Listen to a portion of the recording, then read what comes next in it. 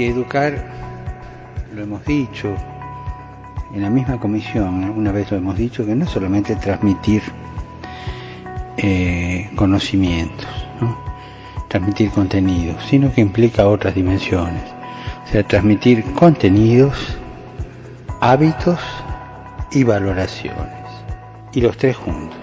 Para poder transmitir la fe, hay que crear el hábito de una conducta.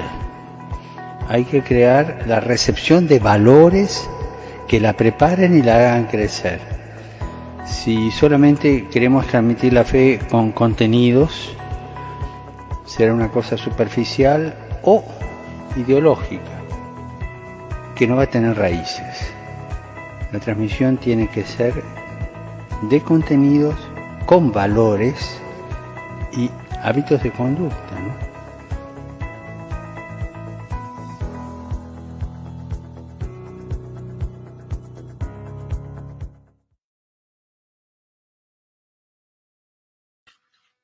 Muy buenas tardes, bienvenidos a nuestra tercera edición del ciclo de reflexión CIEC Santillana. Es un aporte que conjuntamente entre la Confederación Interamericana de Educación Católica y la CIEC y junto con Santillana hacemos para los educadores del continente. En esta oportunidad nos acompañan más de 1.800 educadores preocupados por seguir formándose para afrontar esta delicada situación. Y en el día de hoy tenemos dos invitados especiales. Nos acompaña en primer lugar la hermana Antonieta García Carrizales.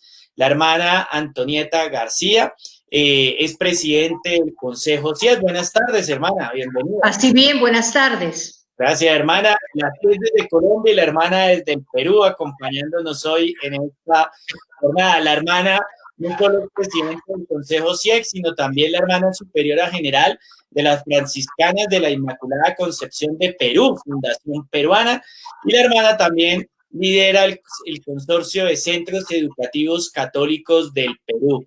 Muchas gracias, hermana, por acompañarnos. Miren, su comunidad está, la hermana Leda salió en pantalla.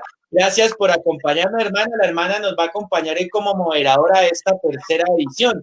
La hermana va a estar a cargo de la actividad y desde su espacio nos va a acompañar junto con Isauro en toda esta experiencia de formación que tenemos para los educadores del continente. Hermana, como se dice, la pantalla es tuya, tú quedas a cargo de este evento.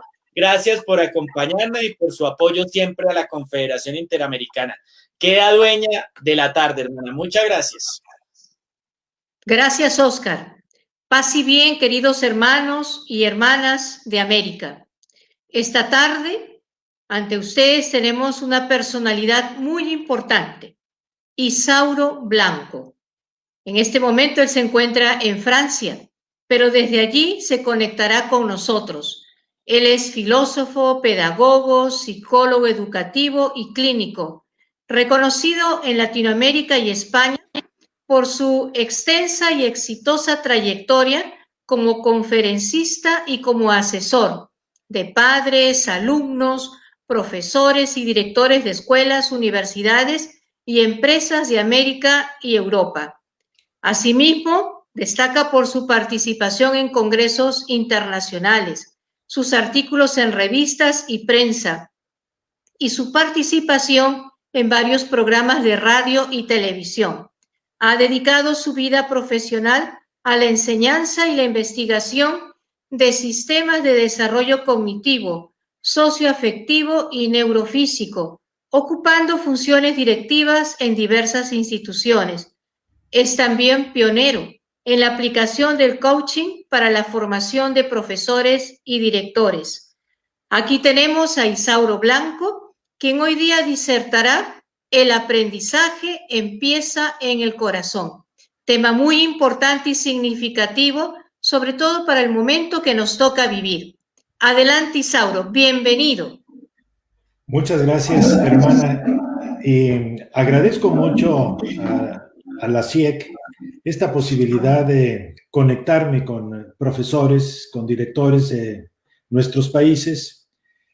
Y creo que es muy importante por la trascendencia que tiene. Cada uno de ustedes toca con su presencia a muchos niños y adolescentes que esperan de nosotros respuestas a sus dudas, a sus inquietudes. Al titular esta sesión, el aprendizaje empieza en el corazón, es porque el corazón de todo nuestro sistema son los maestros. Normalmente nos reunimos para hablar de qué hacer en nuestro trabajo, métodos, intervenciones, algunas técnicas que podamos hacer para educar. Sin embargo, hoy quiero referirme al profesor. Yo estoy convencido que los profesores se educan más por lo que son que por lo que hacen, y casi nada por lo que dicen. Esa riqueza personal que tiene un profesor y que va acumulando, ese bienestar, ese equilibrio que va logrando en su vida, es fundamental para educar. Y por eso voy a presentarles algunas ideas que son más bien una reflexión y una invitación a cuidarnos primero los educadores para poder educar. Todos hemos visto en los vuelos, cuando nos dan las instrucciones acerca del uso de las mascarillas de oxígeno en alguna urgencia, y nos dicen muy claramente que si llevamos a un niño pequeño, nos pongamos primero nosotros la mascarilla y después al niño. Podría uno pensar, ¿y por qué? No le damos el cuidado al niño, es pequeño. Si yo pierdo la conciencia, si yo me desmayo ante una baja de presión, un cambio de presión en el avión, ni yo ni el niño. Y es por eso que hoy la reflexión va a ser a que por un momento pensemos no en el qué hacer, sino en el qué ser. Y seguramente de esa riqueza que nosotros recuperemos y rescatemos, haremos de nuestra misión un trabajo, además, muy efectivo. Voy a compartirles algunas ideas a través de la pantalla.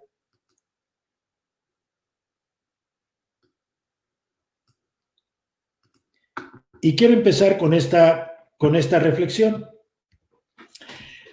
Este es un desayuno muy generalizado en el mundo, donde tenemos dos elementos claves: unos huevos fritos, que los aporta una gallina, y un tocino, un bacon, que lo aporta un cerdo. Los dos participan en esa función, en esa tarea. Sin embargo, su participación es muy diferente. La gallina solo se involucra. Ella da algo de sí y se aleja. Y puede no enterarse qué pasó con el receptor, con el beneficiario de su servicio. El cerdo se compromete. Para que nosotros tengamos el bacon en la mesa, el cerdo ha tenido que morir. Esta reflexión un poco cómica puede servirnos para pensar si nosotros estamos solo involucrados en la educación o realmente estamos comprometidos, si nos va la vida en lo que estamos haciendo. Y esto implica, lógicamente, el cuidado que vamos a tener de nosotros y lo que tenemos que hacer para llegar a este proceso. Y se los pongo de esta manera también. Nosotros todos tenemos un núcleo íntimo donde están todas nuestras riquezas, nuestros talentos, y es básicamente donde vive Dios en nosotros. De ahí se expande esa presencia de Dios en nosotros. Ese núcleo íntimo es esencialmente bueno. Así salimos de las manos de Dios, llenos de riquezas y llenos de talentos, equilibrados, felices y llenos de gozo. El proceso de transformación es básicamente hacer contacto con ese núcleo íntimo y se va a notar a través de las creencias que tenemos. Las creencias aquí no me refiero a creencias religiosas. Las creencias son sobre nosotros mismos, son ideas que somos. Lo que yo creo de mí mismo, lo que yo creo de la educación, lo que yo creo de los problemas, lo que yo creo del futuro, etc. Eso que yo creo va a depender de ese núcleo íntimo. Y lo más exterior van a ser las conductas, que es la parte observable de mi núcleo íntimo y de mis creencias.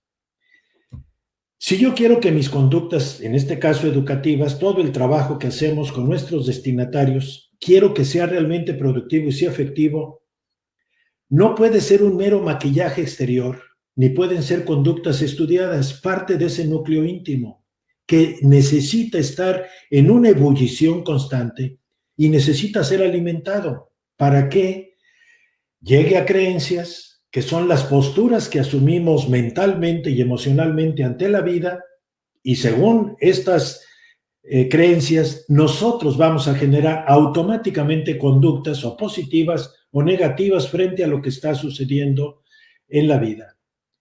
Estamos trabajando con una materia prima muy frágil. Los niños, los adolescentes, las familias. Es un material muy frágil. Necesita mucho cuidado. Nosotros, los educadores, estamos gestionando la vida y el futuro de muchas personas. Si nuestro núcleo íntimo se queda atrapado por unas creencias y unas conductas deterioradas, todo mi trabajo educativo y pastoral se verá reducido al mínimo.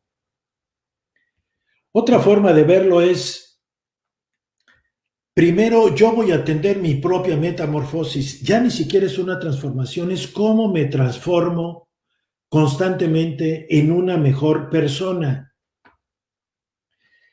En los evangelios, en el griego koiné, cuando aparece la palabra penitencia, hay una palabra clave que se refiere a la metamorfosis.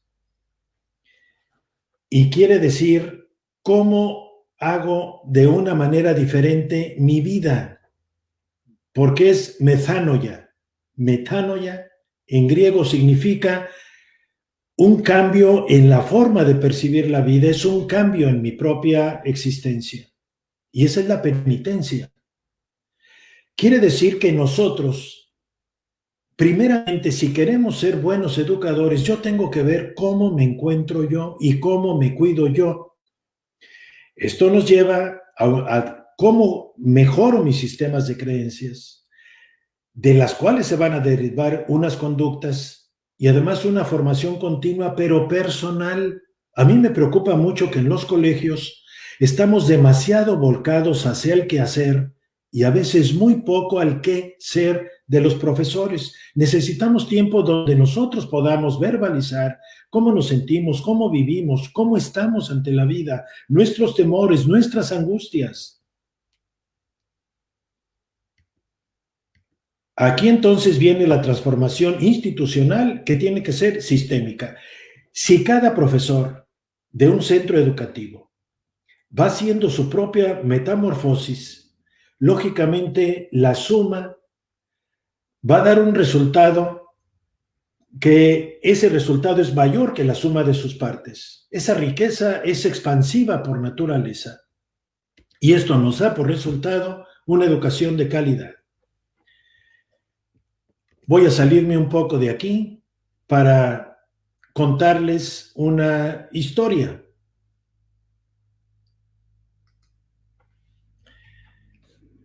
Esta historia la leí hace mucho tiempo de un poeta francés que me gusta mucho.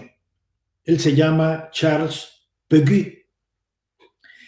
Y él narra que cuando estaban construyendo la catedral de Chartres, una de las más bellas del mundo, donde los vitrales tienen los azules tan especiales que solo se encuentran en esa catedral,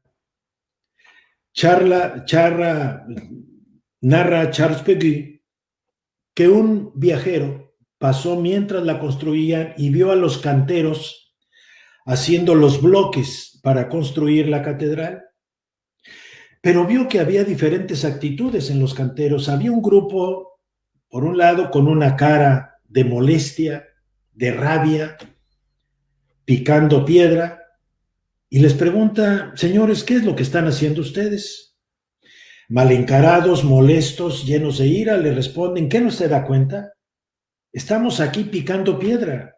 Es el trabajo peor que nos pudiera tocar, porque esto lo tenemos que hacer con todas las inclemencias del tiempo. Es terrible. Yo no sé qué maldición cayó sobre mí para estar haciendo este trabajo tan infame. Era una actitud. Vi otro grupo con una cara un poco más serena y les pregunta: ¿qué es lo que ustedes están haciendo? Estamos picando piedra. Es un trabajo arduo, pesado, difícil, pero es la única manera para ganarnos la vida. Era una actitud un poco mejor que la de los primeros, que parecían condenados a trabajos forzosos. Pero al viajero le llamó la atención un tercer grupo que estaba cantando. Llevaban un ritmo a la hora de picar la piedra y les preguntó: ¿y ustedes qué están haciendo? Y le responde este grupo: estamos construyendo una catedral. Los tres grupos estaban haciendo lo mismo. ¿Cuál era la diferencia? Las creencias y el núcleo íntimo que se volcaba en las conductas. Los educadores tenemos que darnos cuenta que nos desgastamos, nos cansamos. Si no nos damos cuenta de que estamos construyendo una catedral en cada niño, estaremos con esa actitud o del primer grupo, sintiendo que somos unos condenados a un trabajo muy difícil, o en una posición intermedia de que es una forma de ganarnos el pan que llevamos a nuestra mesa. No es suficiente. En la educación estamos construyendo una catedral. Les comento aquí lo que el poeta Péguy dice: la piedra desprovista de sentido somete al desdichado a lo real, a lo inmediato, que no permite comprender otra cosa más que el peso del mazo y el dolor del golpe. Por el contrario, quien tiene una catedral en la cabeza transfigura la piedra y experimenta la sensación de elevación y de belleza que provoca la imagen de la catedral de la que ya se siente orgulloso. Sin embargo, se esconde un misterio en el mundo íntimo de los picapedreros. ¿Por qué algunos tienen una catedral en la cabeza mientras otros no ven más que piedras? Esta es una reflexión de Péguy. Y es a lo que me quiero referir. Me preocupa cuando veo a los profesores. Yo también soy profesor y he dado clases desde niños pequeños hasta adultos. Y lo que me preocupa es ver el cansancio que a veces tienen los profesores. Me preocupa. Y aquí les pido a los directores, a los que tienen en sus manos la gestión de los centros, cuiden a sus profesores. A veces están quemados por una cantidad insaciable de trabajo burocrático, llenar papeles. Sé que esto a veces no depende de nosotros. Los ministerios de educación en nuestros países tienen unas peticiones insaciables de papeles que luego nadie lee, nadie consulta más que cuando hay un problema. Reduzcan a lo mínimo indispensable ese tipo de trabajo. Ahí el profesor se quema. Necesitamos profesores enteros frente a sus niños, que tengan su mente y su corazón abierto para poder entregarles esa riqueza, ese núcleo íntimo, que es lo que tienen dentro los profesores. Ese contacto personal, por lo que son, educa más que por lo que hacen. La única manera en que nosotros podemos descubrir ese núcleo íntimo es cuando la educación se convierte en proyecto y me lleva a compromiso. De otra forma, me voy a quedar en la ilusión, entendida como la postura de una persona ilusa. Y aquí les voy a pasar algunas ideas sobre la diferencia entre ilusión y proyecto. Repito, proyecto, inclusive el mismo término proyecto significa algo que nos lanza hacia adelante, que nos arroja hacia el futuro. Proyecto. Ilusión es ser iluso, vivir una sombra, vivir sin tener objetivos y sin tener ningún tipo de realizaciones. Y aquí les invito a esta reflexión. Cuando los profesores ven la educación como proyecto y cuando su proyecto personal coincide con el proyecto de la institución en la que trabajan, que es cuando comparten el carisma, esa fuerza es imparable. Y si no estamos logrando los resultados educativos en nuestros alumnos, nos tenemos que preguntar, antes que ver qué modelos educativos, qué equipos tenemos que incluir o qué metodologías, primero revisen la riqueza del núcleo íntimo de cada uno de los que forman el nivel educativo. Y aquí antes, permítanme, me llega a la memoria una anécdota de Thomas Carlyle, que él fue rector de la Universidad de Edimburgo y es uno de los filósofos, historiadores que le daban mucho contenido humanístico a la educación. Él, por ejemplo, escribió en una de sus obras que la historia del mundo no es más que la biografía de los grandes hombres. Lo repito, la historia del mundo no es más que la biografía de los grandes hombres. Este es Carlyle. En cierta ocasión, uno de sus alumnos se acercó y le dice, maestro, ¿qué puedo hacer para cambiar el mundo? Carlyle le contestó, refórmese usted, así habrá un granuja menos en el mundo. El consejo sigue siendo válido. Quienes intentan hacer la vida mejor para todos sin haber aprendido primero a controlar su propia vida, suelen acabar haciendo que las cosas vayan a peor para todos los que le rodean.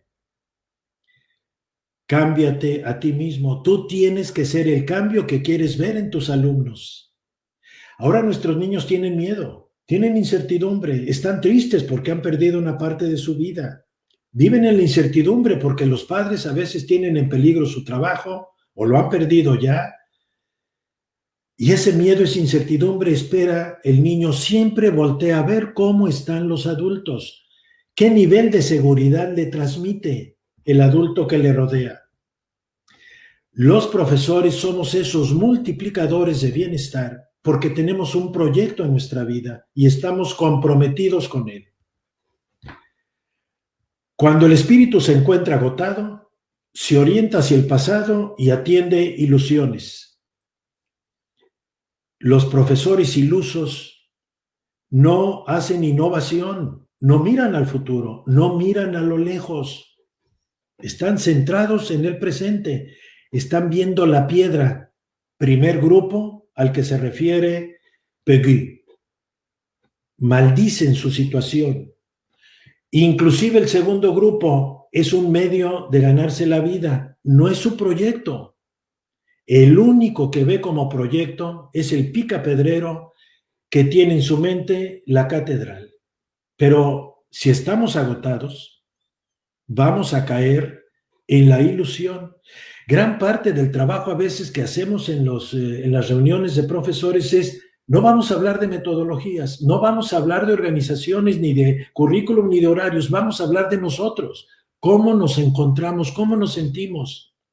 En ocasiones esto se convierte casi en un proceso terapéutico, donde unos a otros nos vamos ayudando a darle sentido a lo que tiene.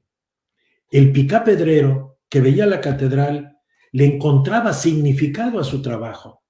Los otros dos grupos, y menos el primero, no tenía ningún sentido lo que estaba haciendo, era una maldición. Solo cuando tiene fuerza, genera proyectos y se abre al campo de las posibilidades. El espíritu lo tenemos que alimentar, ese núcleo íntimo donde está Dios, le tengo que quitar una serie de cochambres que le he ido poniendo con mis cansancios, con mis fracasos, con mis desilusiones. Solo cuando el espíritu tiene fuerza, genera proyectos, y ahí se van a dar cuenta. Ahí viene la creatividad, ahí viene toda la imaginación para darle a cada niño lo que espera de nosotros. Primera reflexión sobre ilusión y proyecto. Otra. Todos tenemos una resistencia interior para mirar el proyecto, porque nos saca de nuestra zona de comodidad. Me lleva a decir qué hay más allá. Ve lo que no existe todavía. Ve la catedral en cada niño que estás atendiendo y que a lo mejor es un adolescente rebelde y maleducado, o es un niño con serios problemas de atención y de comportamiento. Es una catedral. Trátalo como puede llegar a ser, no como es. No es una piedra. Trátalo como puede llegar a ser. Es entonces cuando nos resistimos a ver el proyecto que nos vamos al pasado. No quiero cambiar. O empiezo a culpar a los padres, al gobierno, al Ministerio de Educación, de por qué está tan mal la educación. Nos vamos al pasado por ser conocido, aunque sea estéril. Necesitamos en esta época profesores, poetas, que están viendo el futuro, lo están creando y se salen de la miseria de la piedra. Lo que decía Peggy, la piedra desprovista de sentido somete al desdichado a lo inmediato y no le permite comprender otra cosa más que el peso del mazo y el dolor del golpe. Dedicar energía a la ilusión genera un dolor innecesario, frustraciones, callejones sin salida. A fin de cuentas, acabamos enfermos. ¿Y saben qué me preocupa? Yo trabajo mucho con grupos de profesores en varios países. Me preocupa la frecuencia con la que se enferman nuestros profesores, sobre todo los menores a 45 años se enferman mucho de gripes, de resfriados, del estómago, infecciones y demás, porque veo que no tienen proyecto, viven en una ilusión. La ilusión se orienta a la muerte. Solo vivimos por los proyectos. Y es el tiempo ahora de que hagamos contagio entre nosotros de proyecto. ¿Qué hay más allá? ¿Qué voy a hacer? Ese proyecto es el que nos da vida. No piensen en la jubilación, ni piensen en el retiro. A mí me interesan mucho cuando selecciono profesores, los profesores que piensan más en el lunes que en el viernes. ¿Y saben a lo que me refiero? La palabra jubilación viene de júbilo. Los que estamos en educación y tenemos proyecto en la educación, no pensamos nunca en jubilarnos, no pensamos en pensionarnos, ni en retirarnos. Es nuestro júbilo, es nuestro proyecto. Hay lo que se llama el síndrome del jubilado, que una vez que deja de hacer lo que le interesaba, empieza un proceso de muerte relativamente rápido. Le quitaron lo que podía ser un proyecto o él abandonó lo que podía ser un proyecto. En educación no podemos pensar en pensiones, en retiros o en ese tipo de jubilación. Ya estamos jubilados en nuestro proyecto.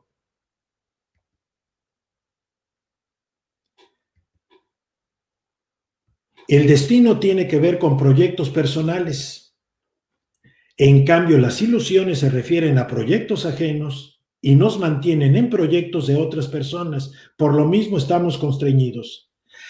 Lo que les decía anteriormente, los colegios que veo más potentes en educación, normalmente han buscado personas que empatizan muy bien su proyecto personal de educación con el proyecto del centro educativo. O sea, los carismas se unen, resuenan entre sí y son potentísimos esos grupos de educadores. Y si no empezamos a luchar, no compartimos una misma mística y empezamos a sentirnos ajenos. Y lógicamente es que no es mi vida, no va conmigo lo que estoy haciendo. Lo hago por dinero, en el mejor de los casos, por sobrevivir a falta de algo mejor. No es un proyecto.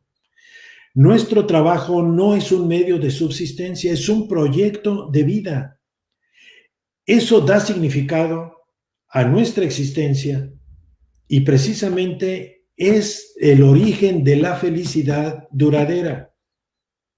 El significado lo construimos en nuestras mentes, es la catedral que tenemos en nuestras mentes, utilizando lo que estaba antes de vivir y lo que estará cuando ya no existamos, la trascendencia.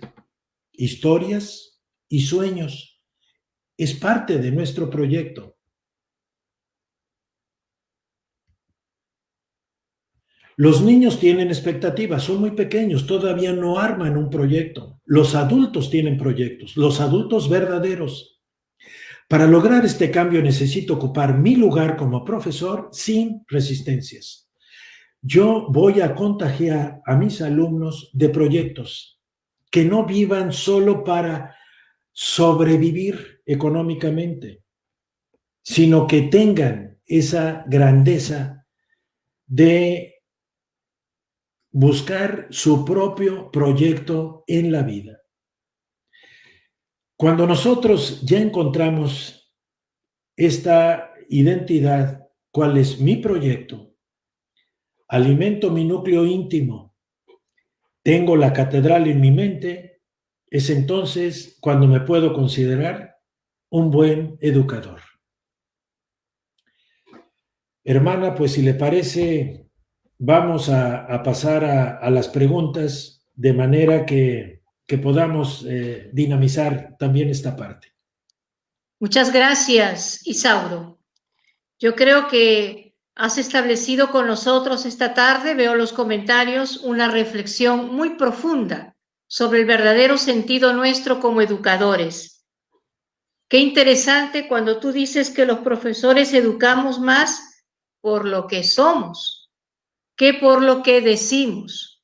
Y muchas veces cuán afanados estamos en aprender muchas cosas y nos hemos olvidado de nosotros mismos, de vivir, de ser mejor. ¿Qué es lo que yo creo? También es muy importante en cada docente, y tú lo has dicho, mis conductas. Y hoy en día un tema muy interesante en todas nuestras escuelas de América es la educación en calidad. ¿Y cómo tú nos haces llegar que una educación de calidad existe cuando hay riqueza expansiva en cada uno de los docentes? Es bueno recordar que no solamente existen esos proyectos educativos, es necesario ese proyecto personal del cual tú hablas. Has mencionado cuán importante es establecer este contacto personal con nosotros mismos para poder educar mejor.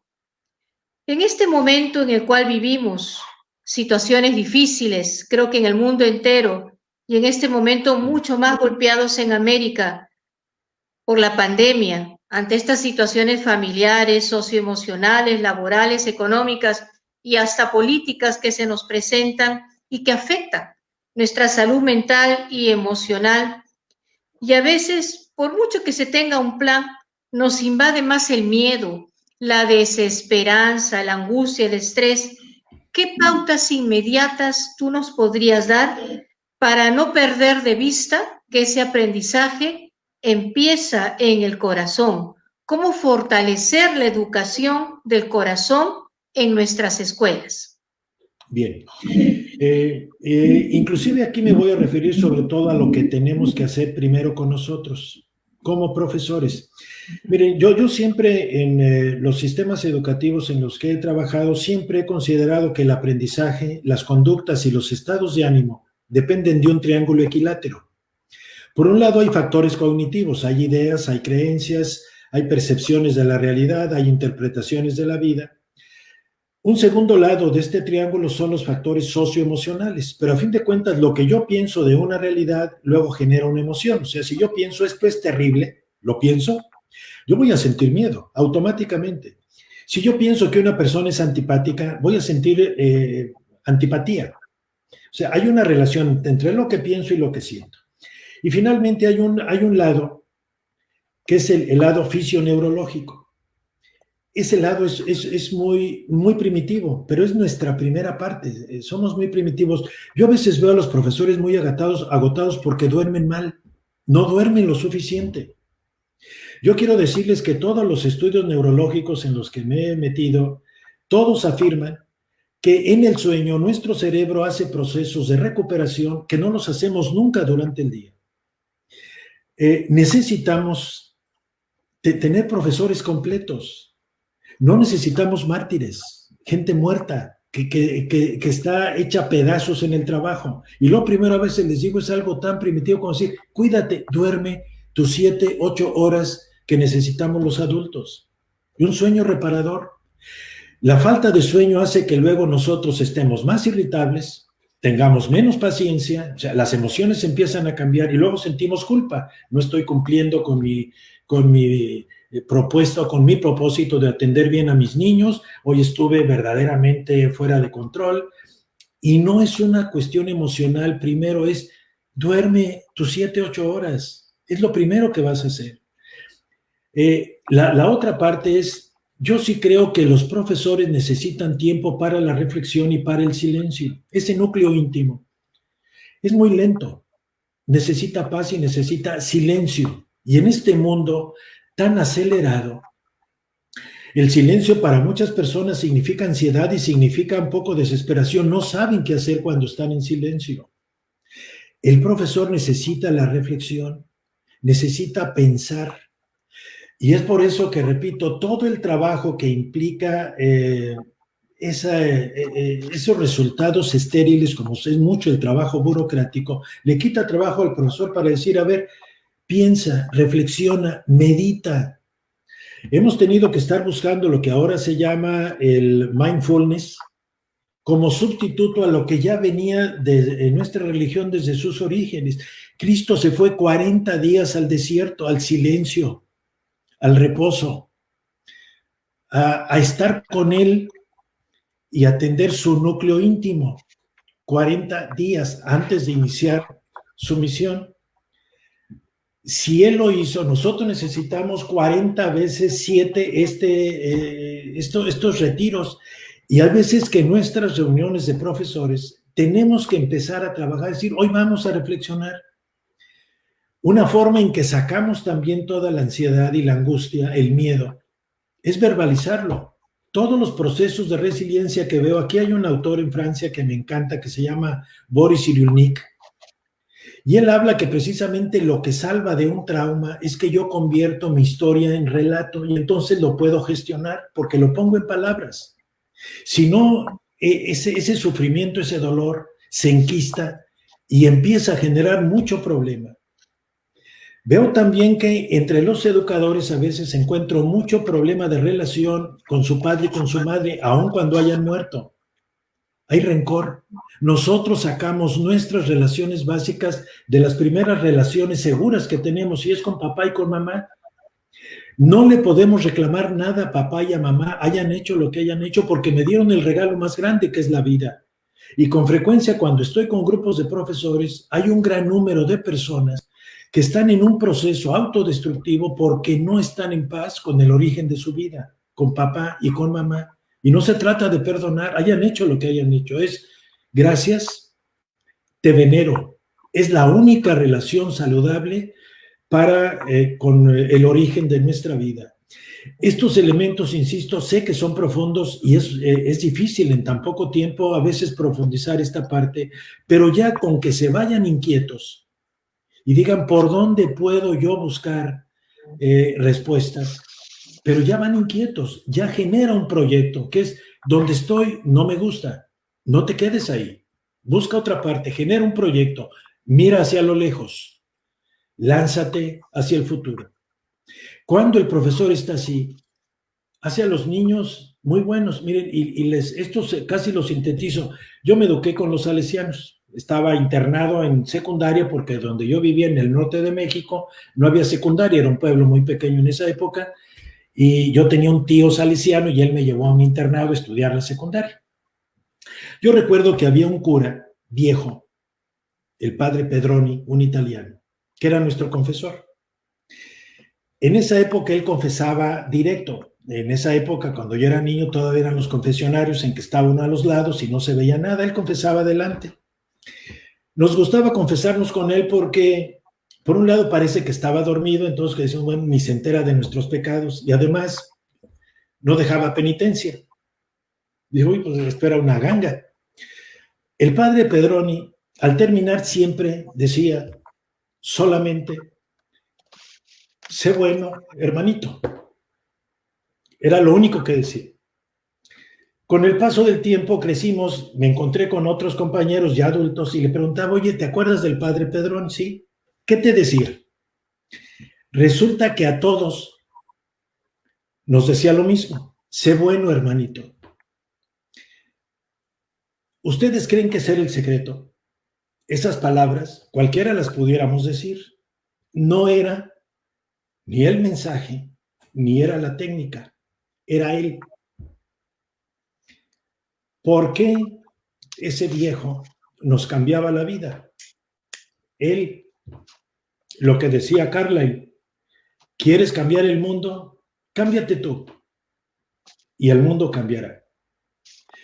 Es por eso que yo veo que verdaderamente lo que usted dice, hermana, a veces estamos obsesionados con técnicas, metodologías, recursos, cantidad de cosas.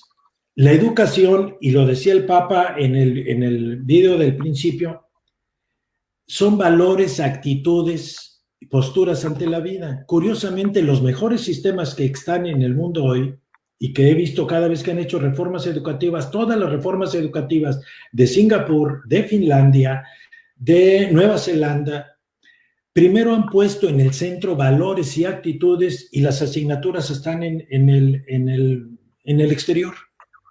Se están centrando más en formar a la persona, más que solo hacer un conglomerado de datos, cifras y fechas. ¿Para qué pedimos que los niños se aprendan esto si Google lo sabe todo? Yo, si quiero buscar una información, la busco ahí. ¿Dónde encuentro valores, actitudes y conductas y creencias? Esas las tengo que formar. Y eso solo depende de un profesor con proyecto, de un profesor que sea comprometido, que está dispuesto a dejar la vida en lo que hace. Bien, gracias, Isauro. No te imaginas los comentarios de los docentes. Agradecen que tú pienses en ellos y que esta tarde los ayudes a reflexionar en ellos, en su persona. Algunos decían, el docente necesita una vida en el espíritu. Y esto es muy importante. ¿Cómo fortalecer la espiritualidad sin trabajar antes la educación emocional? Hay algunas preguntas y quiero sintetizarlas con lo siguiente. Algunos docentes preguntan, ¿cómo motivar a aquellos estudiantes que no quieren realizar sus actividades académicas desde casa? Y dicen que es mejor repetir el año escolar. ¿Cómo crear tips de acercamiento del maestro a sus estudiantes que están pasando la pérdida de sus familiares, un tío, un abuelo, un papá, o se encuentran en UCI, la unidad de cuidados intensivos? Ante todo esto, que son cosas muy emocionales, ¿qué hacer? Sí. Bien. Miren, en estos meses pasados he participado en cantidad de webinars donde, sobre todo al principio de la pandemia, estaba trabajando mucho el tema de que era importante, ahora que estaban confinados los niños, los profesores, todos, y que había que terminar el currículum escolar. Compartí experiencias con muchos educadores de varias partes del mundo y prácticamente todos estábamos de acuerdo en que el menor de los problemas era el currículum escolar, cosa que en Latinoamérica estamos obsesionados. También otra de nuestras obsesiones es cómo termino el programa. Y quiero decirles que los mejores países en educación no se centran en el currículum, de hecho lo han reducido, tienen muy pocos tiempo para dedicar al currículum y lo orientan más a otras situaciones como este tema, ¿no?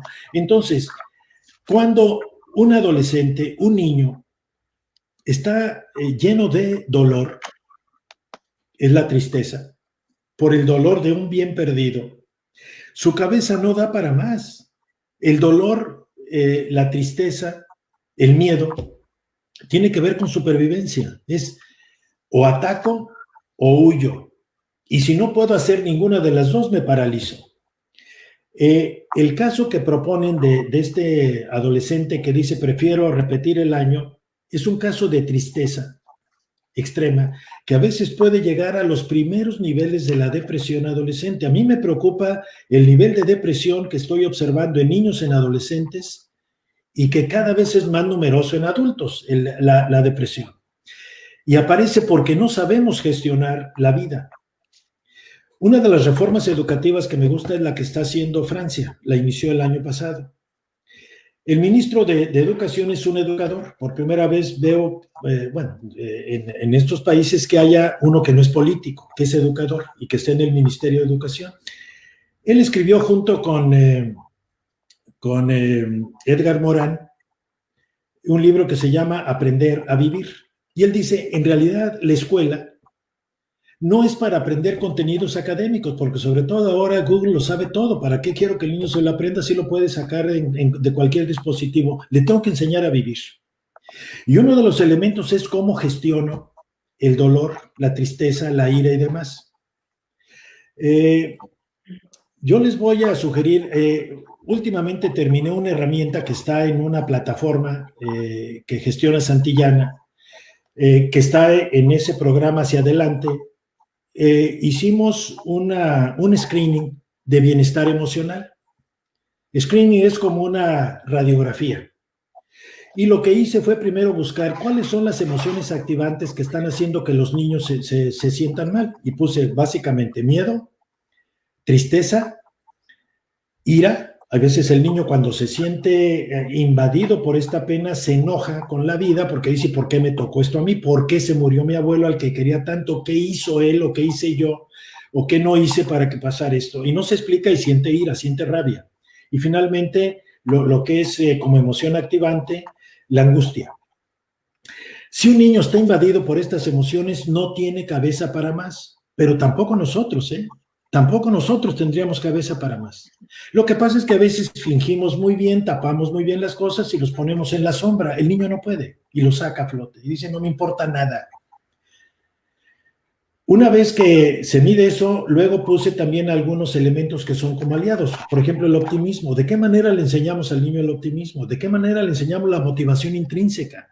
Lo que ha pasado en la pandemia, en el confinamiento, no es algo nuevo, ya se venía cocinando de antes porque no habíamos trabajado bien la educación, nos habíamos olvidado que más que el currículo, están las personas antes que el currículo, más que el programa, hay un proyecto de vida de cada niño que tengo que ayudarle a descubrir, pero nos fuimos con lo accidental, caímos en errores que la pandemia lo único que ha hecho es que ha quitado todo, le ha puesto una lente de aumento, es decir, eso que veías que era un detalle, no era tal, era muy importante. El niño necesita aprender optimismo, necesita aprender cómo se motiva él en la vida.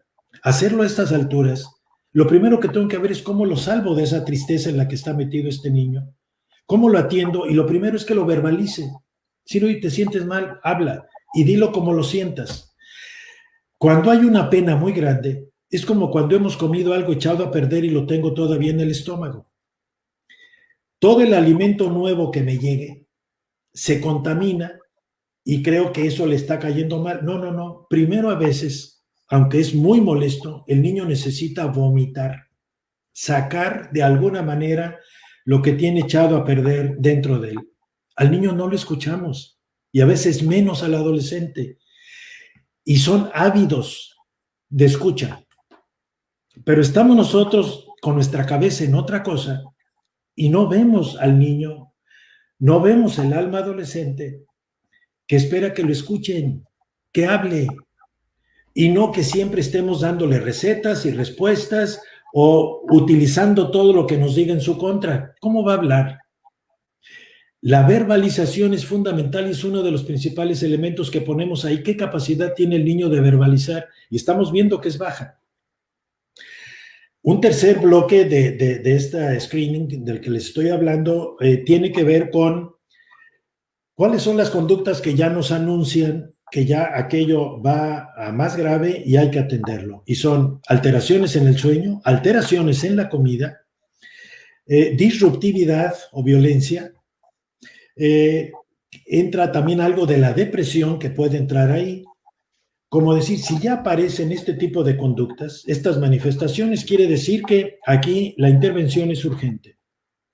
No necesariamente tendremos que mandar siempre a los niños o a los adolescentes a psicólogos. Es que la misma relación estable, segura, firme de un adulto amoroso, esa relación amorosa, permite que el niño o el adolescente pueda hablar, expresar, vomitar en cierta ocasión su malestar y entonces sí podrá recibir alimento nuevo. A un niño o un adolescente así, nosotros queremos casi ignorar este estado emocional y decir otra vez, ¿cuál es el objetivo? ¿Cuál es el trabajo a realizar?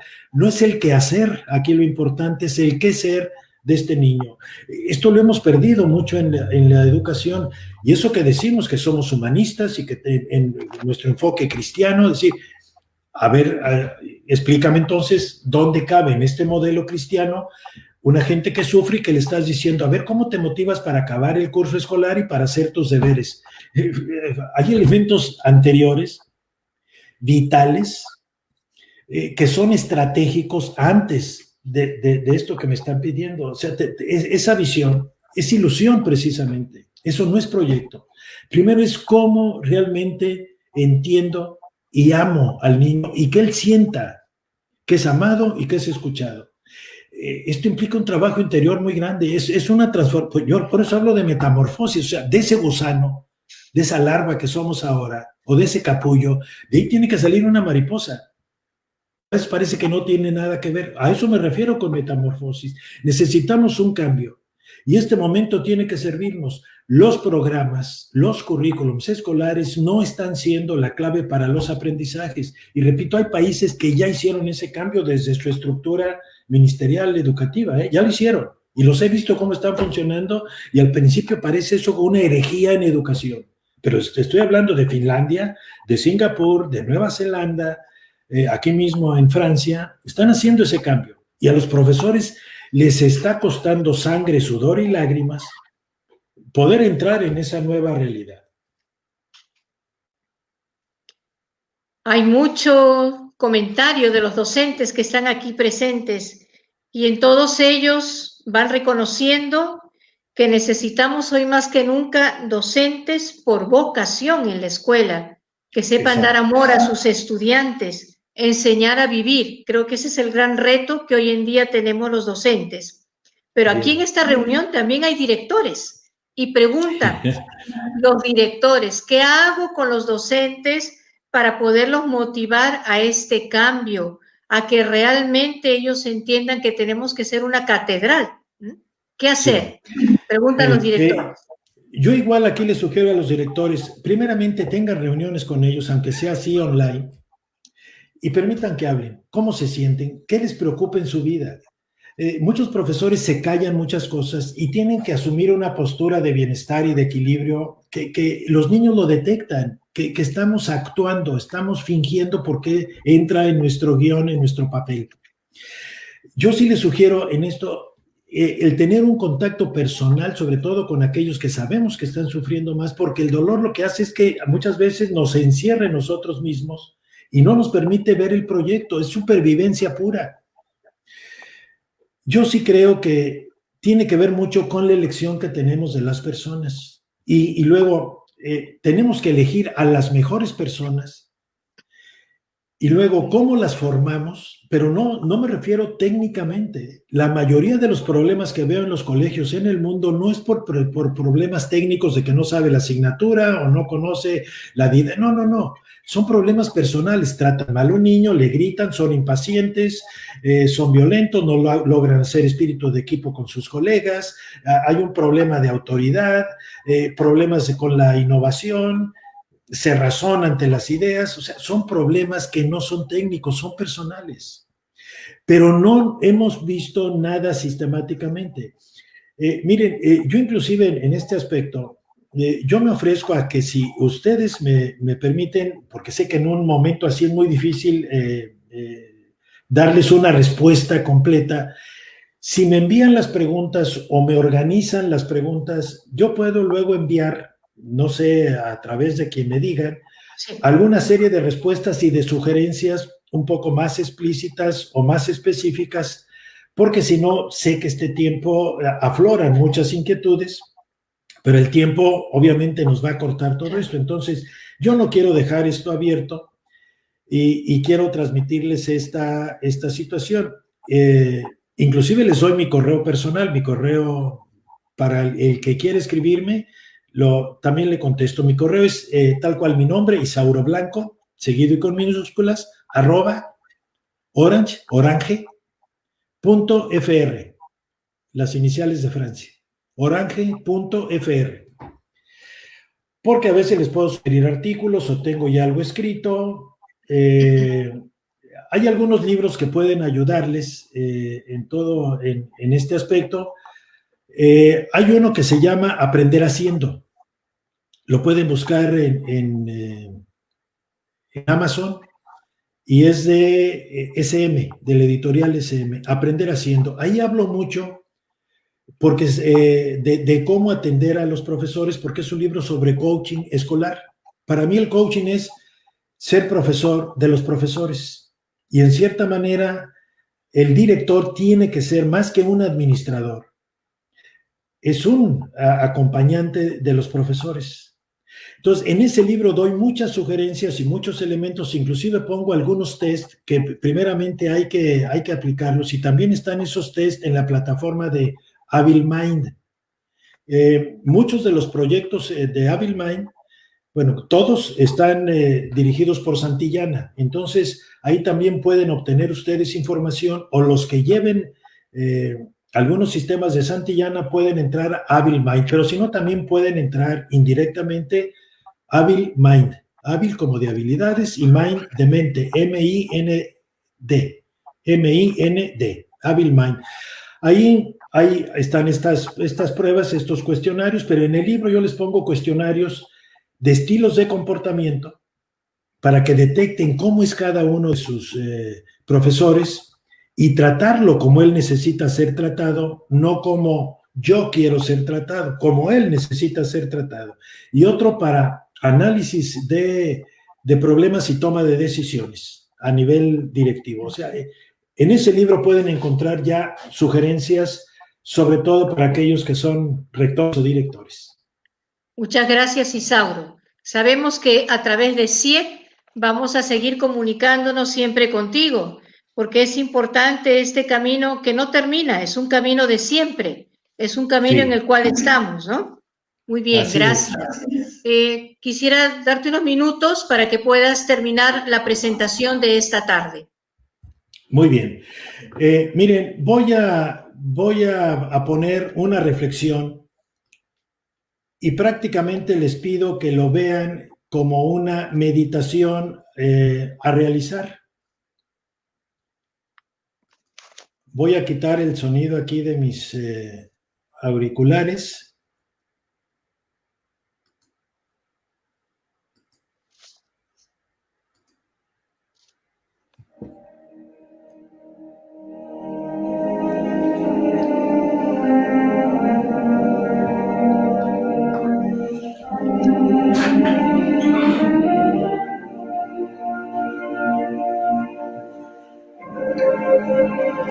Falta la pantalla. Ah, perdón, qué bueno que me avisaron. Gracias, sí.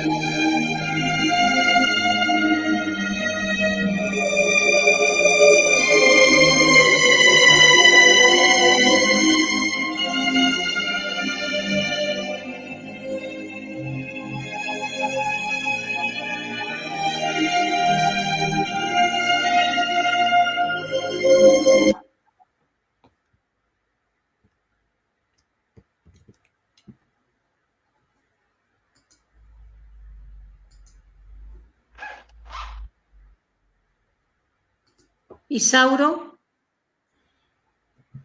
Sí. Muchas gracias por toda esta reflexión. A nombre de la CIEC, te agradecemos tu presencia, el haber colaborado con cada uno de nosotros y dejarnos, ¿no?, con ese deseo de ser mejores personas para educar de verdad en este mundo que nos toca en este momento de una manera muy especial. El sentir de muchos docentes es gracias, excelente, muchas gracias, seremos mejores docentes, felicitaciones, etcétera. Podría pasar toda la tarde, pero a nombre de CIEC, muchas gracias. Hermanos y hermanas, nos vemos el próximo mes a través de CIEC. Seguiremos con estas reflexiones. Buenas tardes. Muchas gracias y hasta luego.